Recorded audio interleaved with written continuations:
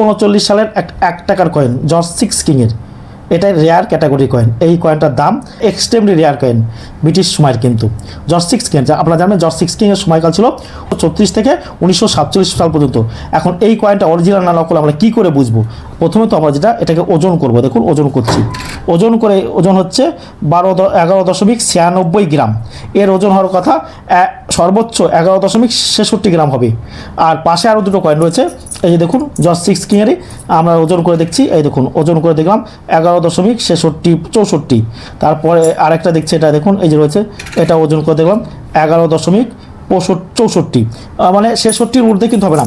আর যেটা সমস্যা, এর এজগুলো কিন্তু এজটা দেখতে পাচ্ছেন রিডেট এজ, এটা কিন্তু কখনোই রিডেট এজ হবে না, এটা সিকিউরিটি এজ হতে হবে। এই কয়েনটা নকল কয়েন আছে, তাই এরকম নকল কয়েন কিন্তু আপনারা বেশি দামে কিনবেন না। এরকম নকল বেশি দামে কিনলে আপনার কিন্তু আর্থিক ক্ষতি হবে, কারণ ডি কয়েনের কিন্তু কোনো প্রকার দাম হয় না।